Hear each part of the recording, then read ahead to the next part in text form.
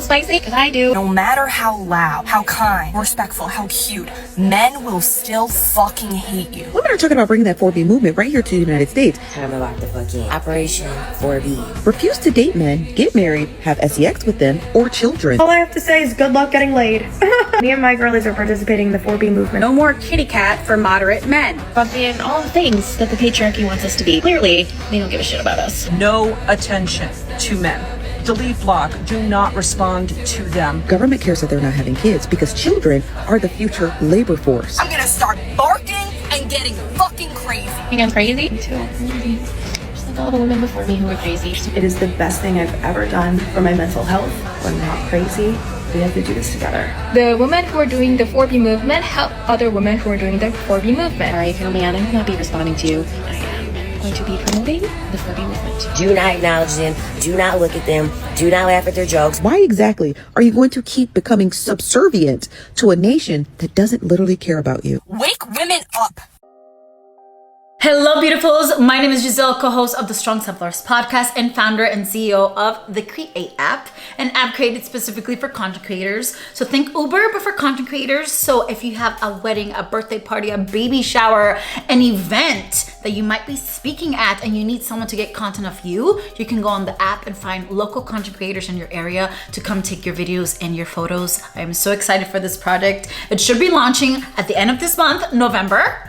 I'm still shooketh, or early December, definitely 2024, but my baby is coming to life and I can't wait to share it with you guys. Make sure that you're following us on Instagram to get all the latest news and updates. But oh my gosh, let's talk about this 4B movement because I have found myself in the middle of this and I'm voluntarily being a part of it.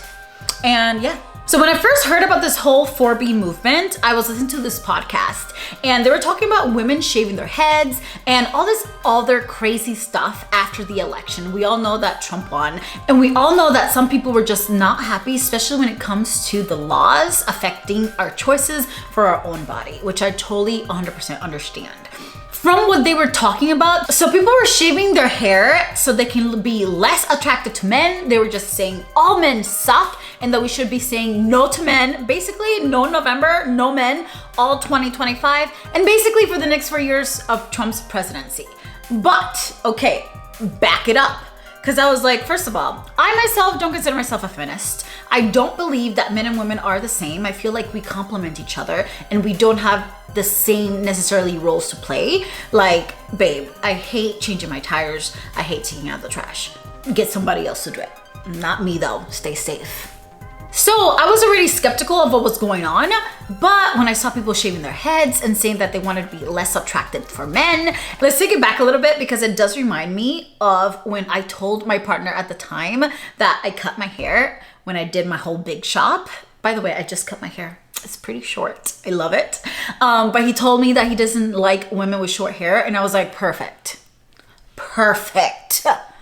But this does not make me less beautiful. I know that was some controversy going on TikTok because especially women suffering from cancer, they were like, so what are you guys saying? Are you saying that we're not beautiful? Are you saying that we're not attractive? Like this woman, I believe her name is Lauren, she said, so the women shaving their head for the 4B movement, you say you're shaving your head so men won't want you, but does that mean that men shouldn't want women that have struggled with hair loss due to alopecia or chemo? Your actions are very selfish and it's only affecting the women that have struggled with hair loss. Should we not be able to feel loved by a man? Should men not want us because we're bald?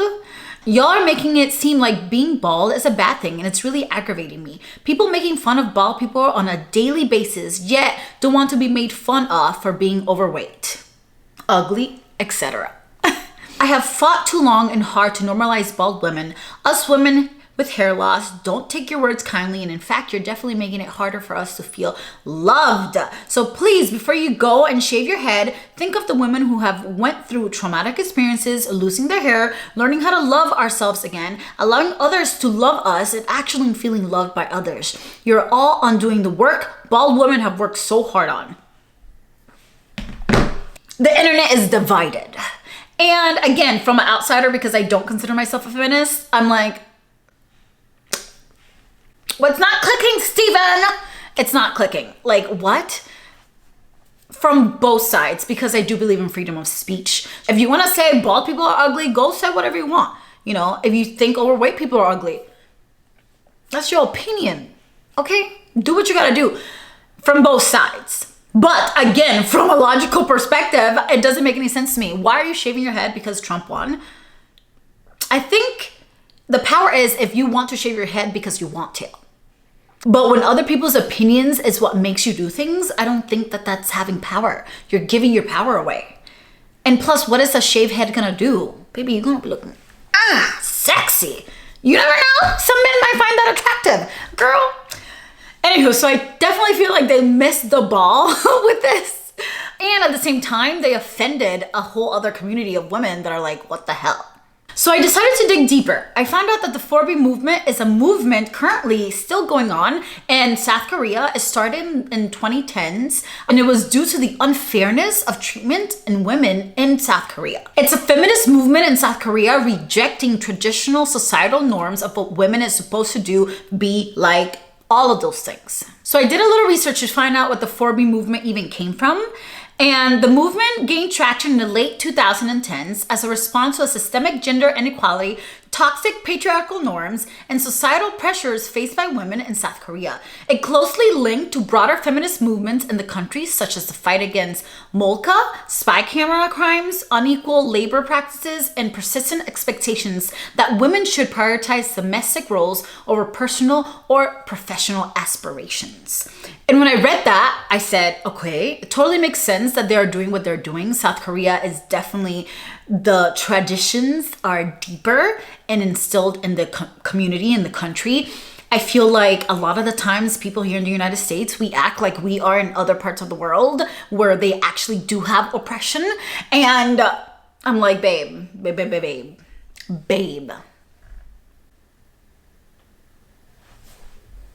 Stop. Because I do feel like here in America, people play victim way too much, because I do not feel oppressed as a woman of color, as a Hispanic woman of color. Like, I'm all the minorities, babe. And if I'm feeling good, like, what makes, you know what? I'm feeling just fine. Do we still have some work to do? Yes, we do. There's still a gap in pay, in education, and a lot of different things. But I do still believe that we have different roles to play as a man and a woman. As I dig deeper into the reasons behind the movement as well, one of them was gender inequality. Despite South Korea's rapid economic development, traditional gender roles remain deeply entrenched. Women often face discrimination in the workplace, unpaid domestic labor, and high expectations to conform to societal norms. 2, marriage and child rearing pressures. Marriage and motherhood are heavily emphasized for women in South Korean culture, often at the expense of their personal freedom and career ambitions. Many women view these roles as limiting and burdensome. Economic burdens. Rising living costs, unaffordable housing, and expensive education makes marriage and raising children financially challenging. Women often bear the brunt of these responsibilities, leading to a rejection of these traditional expectations. There's also toxic relationship dynamics. Some proponents criticize patriarchal relationships dynamics where women are often expected to play subordinate roles. The movement encourages women to prioritize self-care and independence over conforming to society expectations. And they also believe this to be a reaction against the patriarchy. Feminists involved in the movement advocate for dismantling patriarchal norms and creating society where women are not defined by their relationships with men or their roles in reproduction. As I read this list, there's definitely things that I agree with. I don't believe that women should be defined by our roles in reproduction alone, but it is a gift. I think with this whole election thing, one of the things that we missed is that even if you're not religious, because this is not coming from a religious perspective, even though I do have a religious background, I do believe that the universe, spiritual, whatever you want to call it, gave women that gift. It is a gift to be able to bear children. And I feel like it's our choice to choose, because I am pro-choice, to choose if we want to or not. But nonetheless, it's still a gift that men do not have. So there's that. We are not the same. So how did I find myself being part of this movement without even knowing? Like involuntarily being part of this movement. So the 4Bs are no dating, no sexual relationships with men, no marriage, and no childbearing. So let's talk about number 1. Okay, no dating. I feel like after my divorce back in 2022, like I haven't really dated. I never even dated prior to me getting married.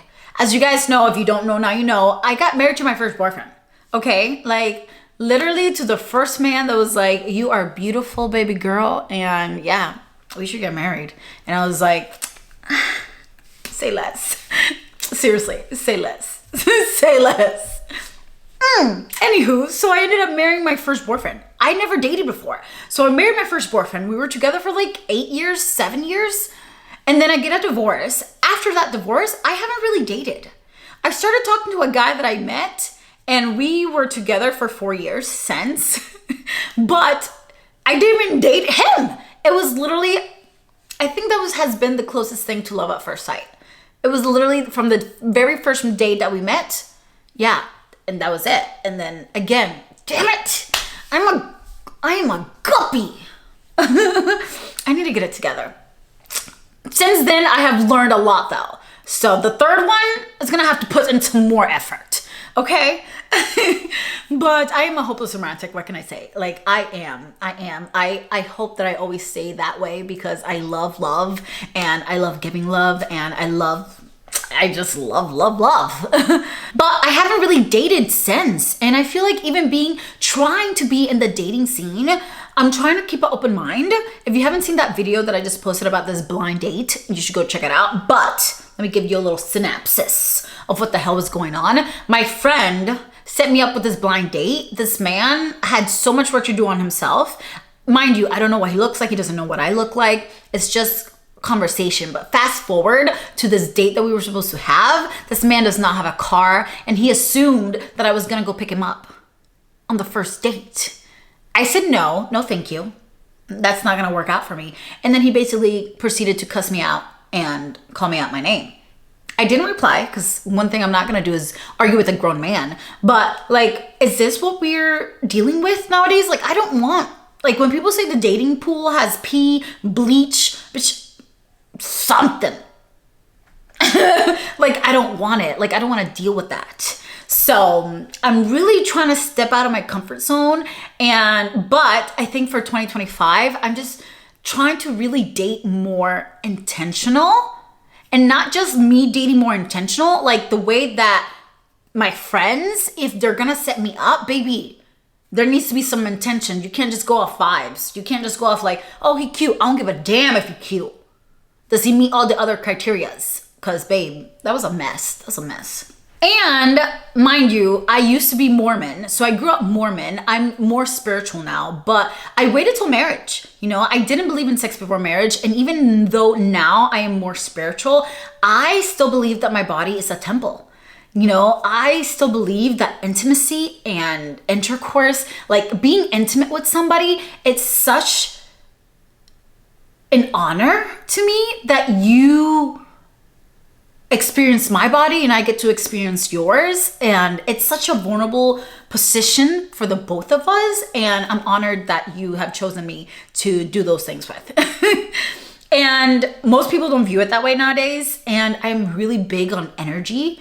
Like if I'm exchanging energy with you, like I want it to be energy of abundance. I want it to be energy of like love and caring and to be with someone that cares for me and cares about me and wants the best for both of us. Because I feel like manifesting is huge, especially when we're talking about being intimate with somebody. Like sexual energy is one of the most powerful energies that there is. You can create life with it.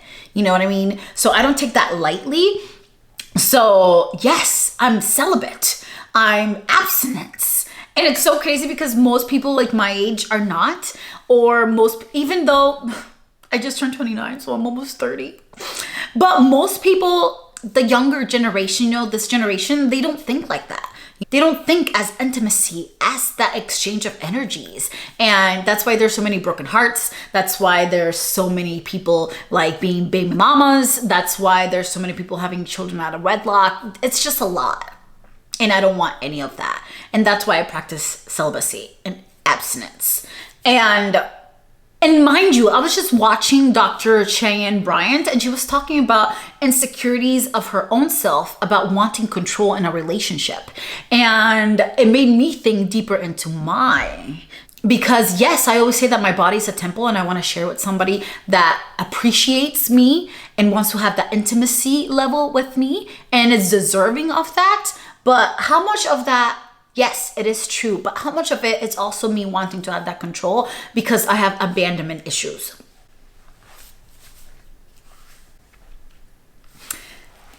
A little bit, a little bit, a sprinkle of abandonment issues. Definitely, I love hard and deep. So I know that for myself, I need somebody that's gonna make me feel safe. And I'm gonna push the boundaries, but I'm gonna need you to reassure me that you are a safe space to do these things with, to be with. And when I say intimacy, baby, I'm a Scorpio. When I mean intimacy, like whatever y'all thought that intimacy was, if you're talking to a Scorpio, baby, triple it, quadruple it, because it's not intimate enough. It's not deep enough. You're gonna have to dig deeper. And I just can't be doing that with anybody. And of course, if you're being celibate and you're not dating, where's the marriage? Who are you gonna marry if you are not dating anybody? Ma'am, do you think your husband's gonna come on Amazon Prime? Maybe Amazon will have like one of those like blind dates shows. Amazon, is this an idea?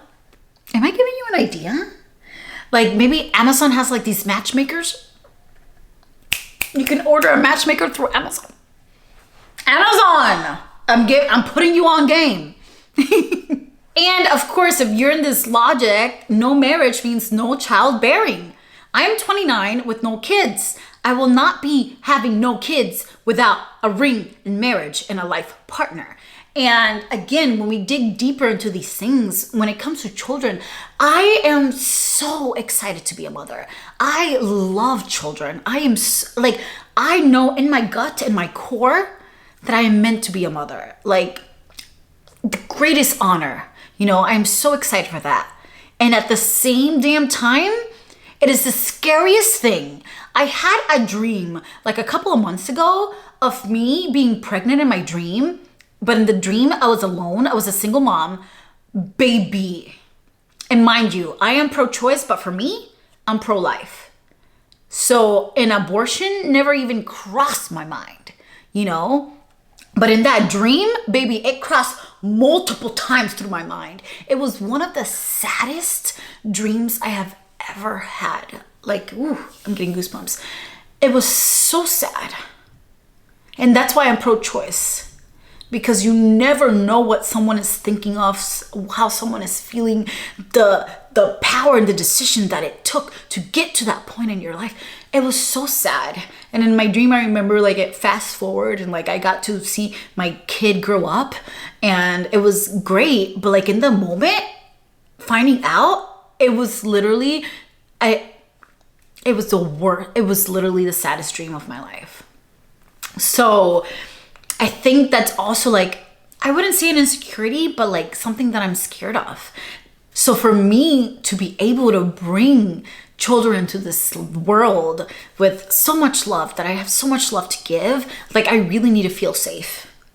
I really need to feel like I have a partner. Okay, I need a man. She don't want no puppy. She want a big dog.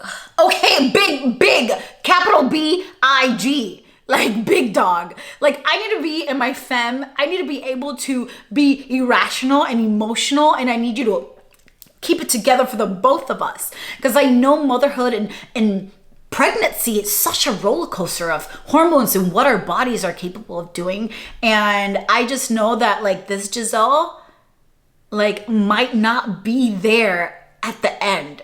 It's gonna be a whole fucking transformation. And for that transformation, I need someone that's gonna love me through all of it. All the stages, whether mentally, whether postpartum depression, whether I freaking gained 50 pounds and it takes me 5 years to lose and my body changes and I have stretch marks. I need somebody to freaking love me through it all. That's what I'm talking about when I say intimacy and deep. Like, I want deep love. I don't want people or somebody to love me for the superficial being of my hair, the way that I look, my body, you know? So those are things that I think about, and I'm just like, yeah, I'm not having children with not just anybody. And to make sure that that does not happen, I am not laying down with just anybody either. You know, I am very selective to the point that it's just been 2, baby. Yeah. But again, it's not about the number of people that you've been with or anything like that. It's about who do you share your body with, and also respecting the power of creation. Because yeah, the sex can be really good, but the man in front of you, his spirit might be fucking disgusting. Like, he's not a good man. And then accidents do happen because, again, we do have the power of creation. And then you have just created and manifested with a man not deserving of your creation. And then you have tough decisions to make, you know? So even the people that you are laying down with, again, making sure that they match your energy, making sure that they are good men. Because even if an accident happened with the people that I have been with, like, I feel like we would have been great parents together. I feel like they would have been great fathers. And that is something that a lot of people are not keeping in the back of their minds, you know? So wish me luck, because 2025, I'm going out into the world intentionally dating, and we're actually doing like a little mini series here on my YouTube channel with my friends. You guys get to meet the Brandy Bunch and Felices los Cuatros. Now we're the Jackson 5, because now there's 5 of us in the group. But they're gonna set us up in some blind dates, and girl, we're just gonna make our own Love Island over here. And the next episode of, what the fuck? And the next episode of, I came here for love. I came here for love. So I'm really excited for that. I'll keep you guys updated. I love you guys, and I'll catch you in the next video. Bye. Ciao.